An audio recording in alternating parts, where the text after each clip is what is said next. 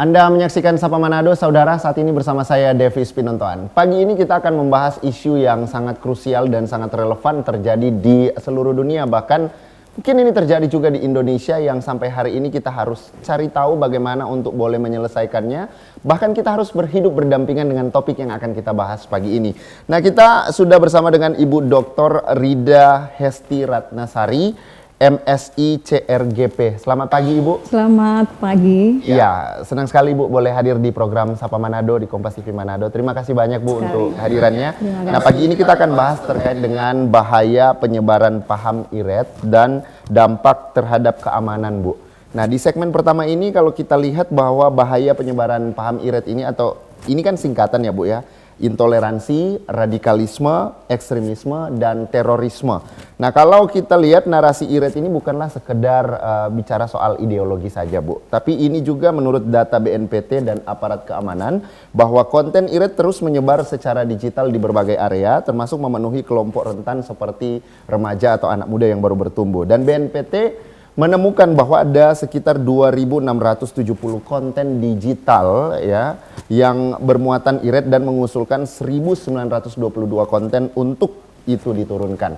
Nah, pagi hari ini panjang kita akan lihat gambarannya seperti apa, gambaran umum terkait IRET ini, bagaimana Ibu melihat perkembangan IRET di Indonesia, dan apakah menurut Ibu ini penyebaran IRET ini meningkat, stabil, atau bergeser bentuknya dibanding beberapa tahun terakhir begitu? Ya. Pertama, bahwa di ruang digital penyebar luasan paham IRET itu menjadi semakin meningkat, baik jumlah maupun kualitasnya. Bahkan 110 anak Indonesia telah terikut dalam jaringan teror melalui ruang digital. Karena memang ruang digital itu menyajikan tutor-tutor yang bisa menarik anak-anak dan remaja untuk memuaskan dan mengekspresikan jiwa mudanya bersama kelompok-kelompok yang mengusung paham IRET. Karena kelompok ini menjanjikan solusi atas ketidakstabilan remaja dan anak muda yang mungkin mengalami dendam masa lalu, mengalami berbagai tekanan sosial, kondisi yang sedang mencari jati diri. Nah, ini ditawarkan oleh kelompok-kelompok tersebut melalui ruang digital, dan mereka masuk ke ruang-ruang privat anak-anak muda kita di dalam kamar tanpa mengetuk rumah mereka, sehingga orang tuanya pun mungkin tidak tahu bahwa putra-putri mereka terpapar. Ya, jadi semakin meningkat dibanding beberapa tahun yang lalu. Iya, jadi kalau kita lihat Indonesia ini berarti sudah rawan ya, termasuk beberapa daerah ya. Ini kita berharap Sulawesi Utara juga bisa terdeteksi anak-anak mudanya dari beberapa faktor yang disampaikan oleh Ibu tadi. Nah, kita melihat poin-poin ini: intoleransi, radikalisme, ekstremisme, dan terorisme. Bu, ini sangat mengancam generasi muda yang mulai berkembang hari-hari ini. Ibu melihat ini seperti apa nantinya ke depan Indonesia jika ini paham IRET ini akan terus berkembang, berakar, dan masuk ke sendi-sendi anak-anak muda yang ada di Indonesia begitu Bu? Anak-anak muda yang semestinya nanti mengambil estafet kepemimpinan pada Indonesia Emas, jika saat ini dibiarkan dengan terpapar paham intoleransi, radikalisme, dan ekstremisme, mereka seluruh dedikasinya, seluruh energinya akan terarah untuk merusak sendi-sendi keamanan, persatuan dan kesatuan bangsa. Karena sesungguhnya akar dari terorisme itu adalah intoleransi. Ketidaksiapan anak muda kita untuk berdampingan dengan mereka yang berbeda pandangan dengannya. Kemudian radikalisme adalah batangnya, batang dari sebuah pohon, di mana batang ini mengajak anak-anak muda kita untuk melakukan perubahan revolusioner, perubahan dari akar, mengubah sistem yang sudah ada. Ya, dan perubahan sistem yang mereka cita-citakan itu adalah perubahan yang sampai mengganti dasar negara. Ya, ini yang mengancam perpecahan persatuan dan kesatuan bangsa kita tentu saja. Jika anak mudanya dibiarkan, bukan tidak mungkin buahnya yaitu terorisme akan dilakukan oleh anak muda kita, dan bahkan saat ini pelaku teror 40%-nya, lebih dari 40% adalah anak dan remaja usia muda. Nah, ini hasil riset Humas Polhukam ya.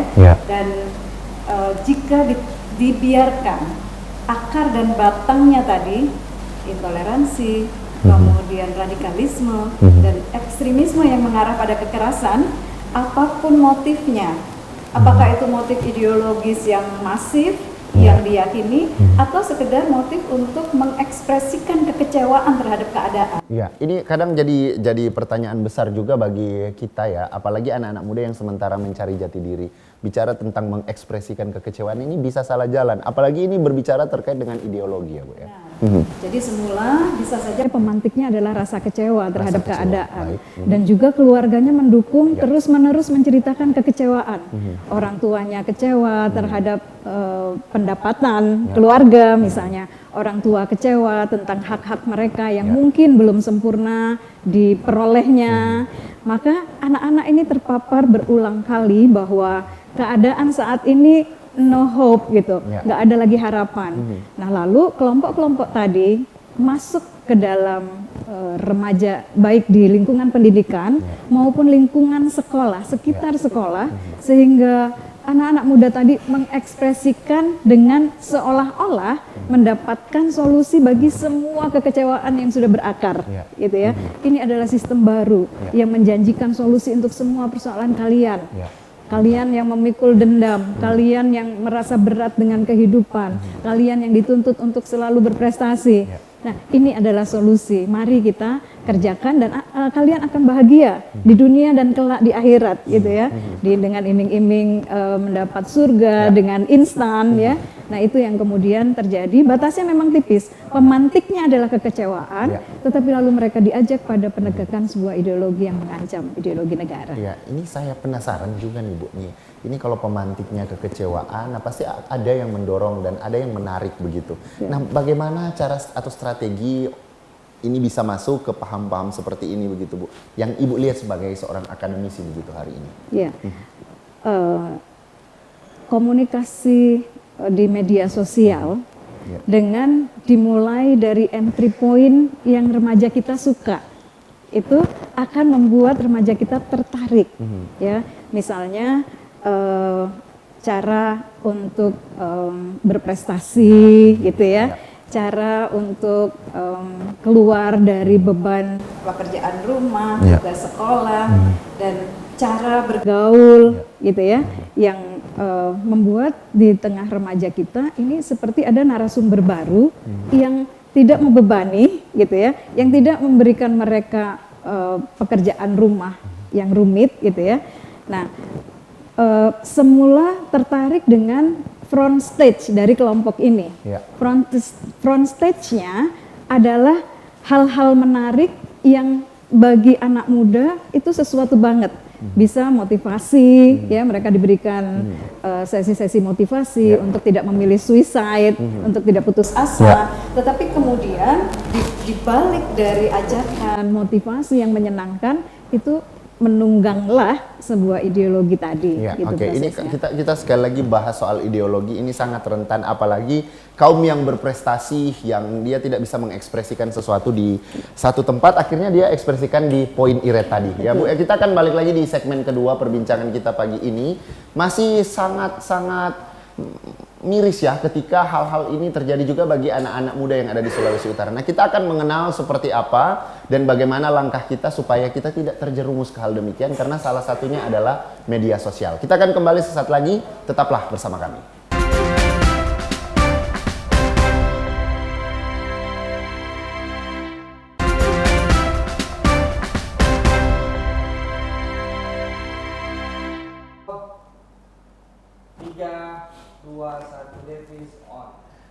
Kembali Anda menyaksikan Sapa Manado, saudara. Kita sudah di segmen terakhir perbincangan pagi hari ini terkait dengan bahaya penyebaran paham iret dan dampak terhadap keamanan. Kita masih bersama dengan seorang akademisi yang datang jauh-jauh dari luar kota Manado, datang di Manado sama-sama untuk boleh kita melihat dan bagaimana mencegah, bahkan memberikan solusi. Iya, mohon maaf Ibu, tadi kurang lebih 110, sangat-sangat rentan. Ini sedikit, tapi kalau kita lipat kali gandakan ini bisa jadi 220, kemudian 440 akan berdampak banyak, bahkan ini juga akan menyasar anak-anak muda yang ada di Sulawesi Utara, dan ini sangat disayangkan dan sangat miris jika itu terjadi. Ibu, sebelum lebih jauh saya ke solusinya, Bu. Untuk Sulawesi Utara sendiri, kira-kira seperti apa data yang dipunya oleh Ibu dan teman-teman, bahkan sebagai seorang akademisi, bagaimana melihat demografi Sulawesi Utara hari ini begitu, Bu? Sulawesi Utara, diantaranya Kota Manado, adalah kota toleran ya, dengan kondisi masyarakat yang plural. Maka masyarakat yang memiliki karakter toleransi tetap harus diingatkan agar tidak terlena. Saking tolerannya, maka di masjid, di beberapa tempat ibadah di Manado terdapat ajakan untuk mengikuti paham IRET, menegakkan negara baru, yang negaranya itu adalah global state, bukan nation state, dan itu tidak disadari, dan sebagian warga menghormatinya. Artinya tidak boleh kita terlena saking tolerannya, sehingga toleran juga terhadap paham-paham yang terindikasi IRET. Gitu ya. Jadi sekali lagi daya cegah, daya tangkal untuk masyarakat Manado yang sudah toleran ini, saya sangat menghargai dan appreciate ya bahwa sangat toleran, tetapi tidak bisa juga dibiarkan saking tolerannya, sekali lagi ada paham yang membahayakan ideologi, bahkan mengganti dasar negara, bahkan mengajak anak-anak muda untuk turut serta di dalam perubahan yang revolusioner.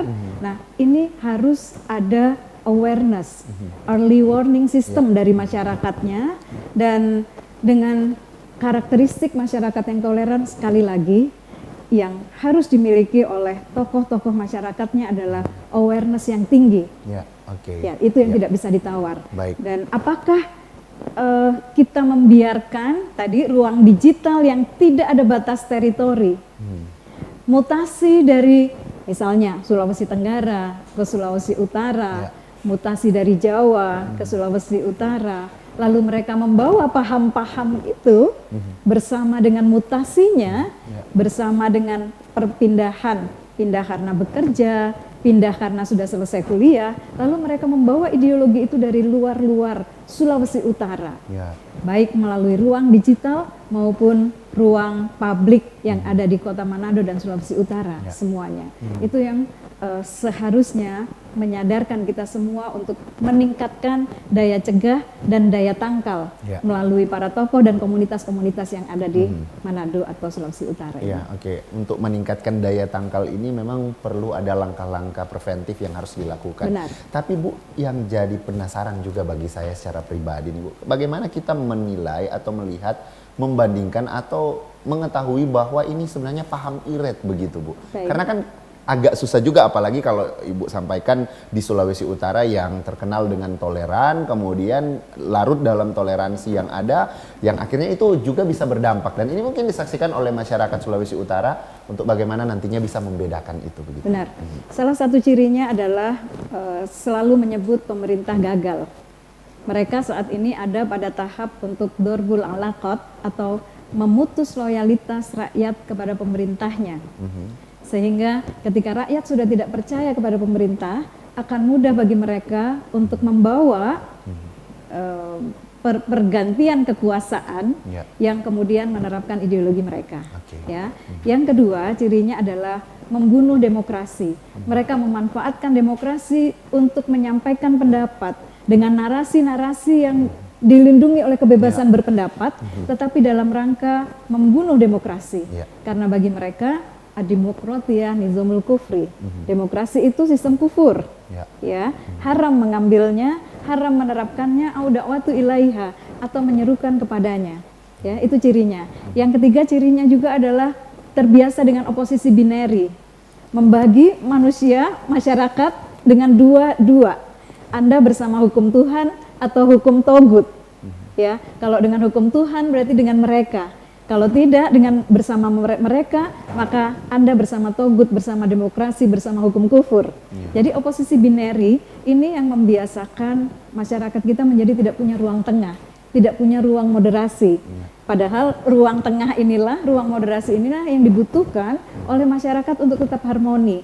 Yang keempat, ciri-cirinya adalah meragukan Pancasila sebagai dasar negara. Karena ada agenda untuk mengubah dasar negara Pancasila. Dan kemudian yang kelima, ciri-cirinya adalah menjadikan atau memanfaatkan agama untuk disetarakan dengan ideologi. Jadi bagi mereka, agama adalah ideologi setara dengan ideologi komunisme dan ideologi kapitalisme. Tiga-tiganya ideologi membutuhkan negara untuk menerapkan gagasan. Itulah yang membuat mereka mewajibkan untuk mendirikan negara baru, dan negaranya bukan NKRI tetapi global state. Satu negara untuk seluruh dunia, pemimpinnya juga cuma satu. Maka ciri berikutnya adalah mereka mengharamkan nasionalisme. Karena nasionalisme menjadi penghalang tegaknya satu negara yang global untuk seluruh dunia tadi. Iya, oke. Memang luar biasa, ada cukup banyak hal yang sebenarnya sangat sederhana, tapi sepertinya ada sebuah perbandingan di sana yang akan mengamankan dirinya untuk menyampaikan paham IRET ini, Bu ya. Iya, tapi kalau misalnya poin-poin ini juga dipahami oleh masyarakat Sulawesi Utara, bahkan bapak-bapak, ibu-ibu yang sementara menyaksikan ini harus lebih hati-hati dan lebih waspada. Kemudian Bu, solusi lainnya di dunia pendidikan. Tadi Ibu sempat menyentil soal dosen kepada mahasiswa. Mahasiswa ini begitu cepat mendengar apa yang disampaikan oleh gurunya atau dosennya. Nah, ketika itu ideologinya salah disampaikan, itu bisa berdampak negatif dan itu bisa berbahaya. Tapi juga ini Bu menjadi closing statement kita. Dunia pendidikan, tapi hal-hal lainnya yang perlu dihimbau oleh Ibu selaku akademisi dalam hal ini kepada masyarakat Sulawesi Utara. Silakan. Benar. Dunia pendidikan sudah seharusnya menyiapkan alumni lulusannya untuk kelak memikul estafet kepemimpinan Indonesia Emas ya, menduduki posisi-posisi strategis, sehingga ketika sejak sekarang mereka terindikasi terpapar atau ikut dalam kelompok yang mengusung paham IRET, seharusnya dosen segera aware dan mengkaitkan antara prestasi siswa, prestasi mahasiswa, atau pemilihan mahasiswa berprestasi dengan paham kebangsaannya. Dan bagaimana mengakreditasi sekolah dan perguruan tinggi melibatkan indikator apakah paham IRET tumbuh subur di sekolah atau perguruan tinggi itu. Karena saat ini bisa saja sebuah sekolah SMA terakreditasi baik, padahal di sana terjadi kaderisasi kelompok IRET.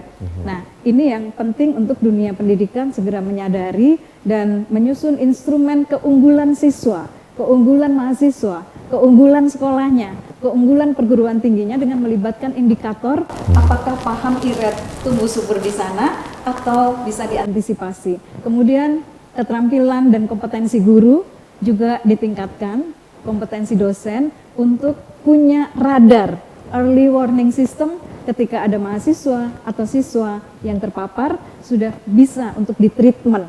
Saat ini guru BK ataupun dosen wali pada umumnya tidak aware. Yang ada adalah yang penting IPK gitu ya. Nah, ini yang perlu ditingkatkan. Oke. Ya, terima kasih banyak Ibu Dr. Rida Hesti Ratnasari, MSI CRGP yang sudah hadir di program Sapa Manado pagi ini. Semoga apa yang sudah disampaikan tadi, himbauan-himbauan tadi termasuk ke dunia pendidikan juga ada banyak sekali indikator-indikator yang disampaikan. Semoga ini bisa jadi bahan untuk nantinya bisa dimasukkan juga ya terkait dengan bahaya penyebaran paham IRET ini dan dampak terhadap keamanan. Akhir kata saya Davis Pinantoan mengucapkan terima kasih banyak untuk kebersamaannya. Sekali lagi terima kasih banyak Ibu untuk waktunya. Selamat beraktivitas untuk kita semua dan sampai jumpa.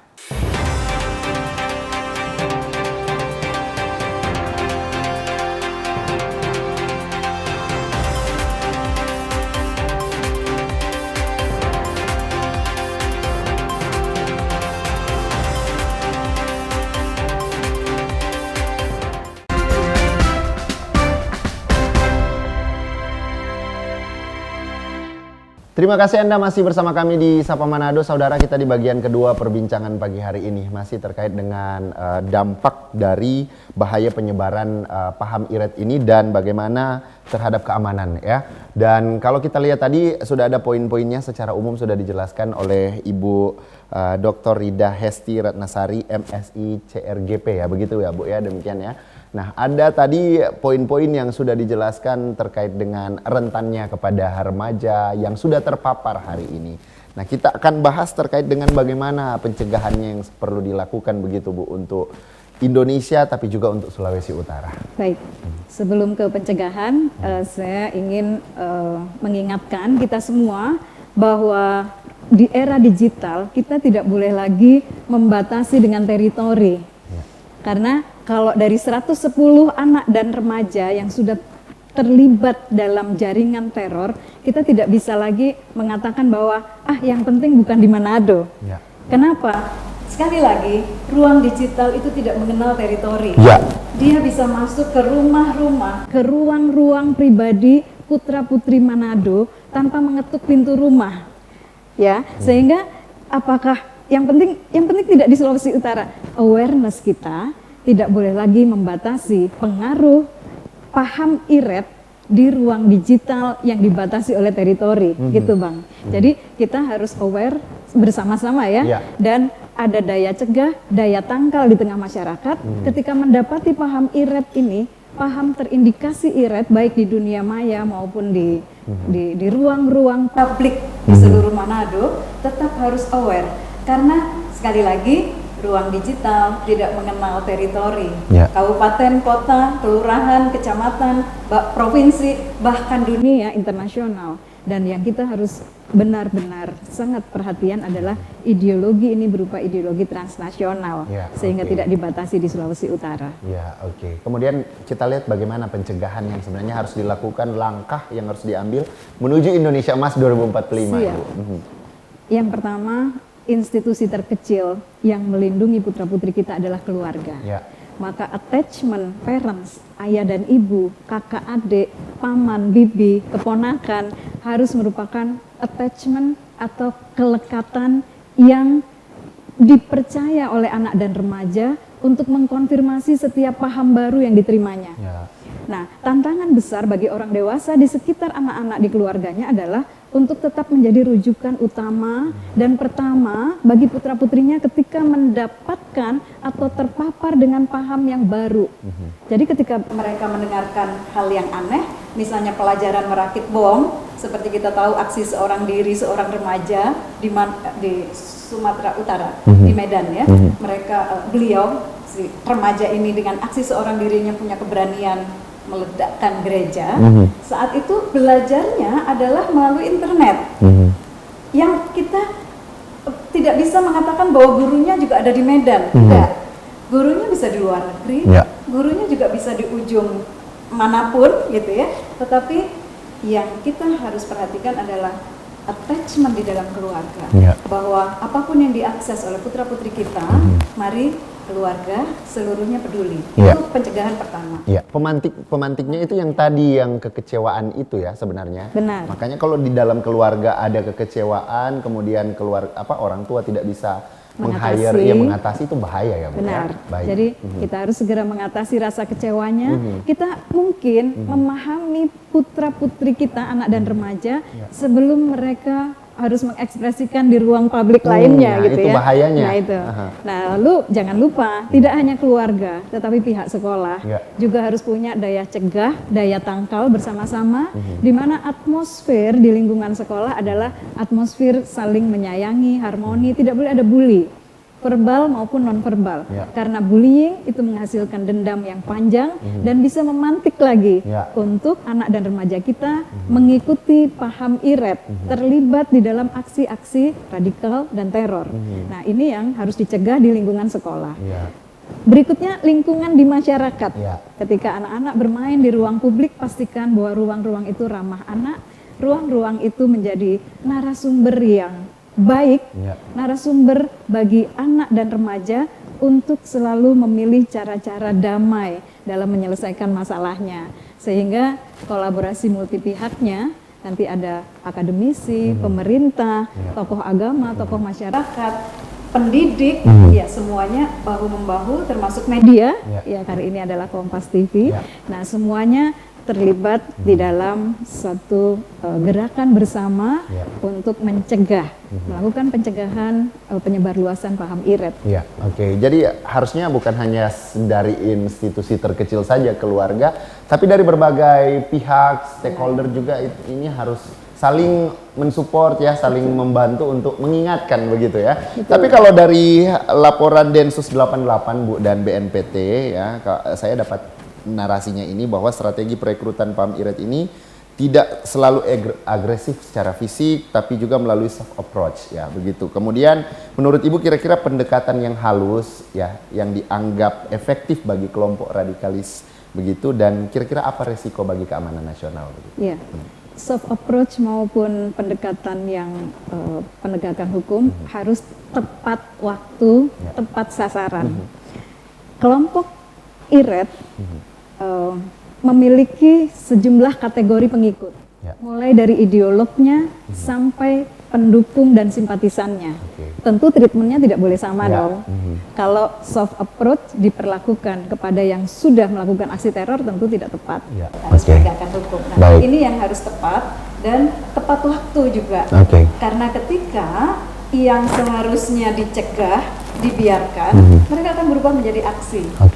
Nah, sedangkan kalau sudah aksi tetapi yang dilakukan adalah pencegahan juga tidak tepat, karena seharusnya sudah penegakan.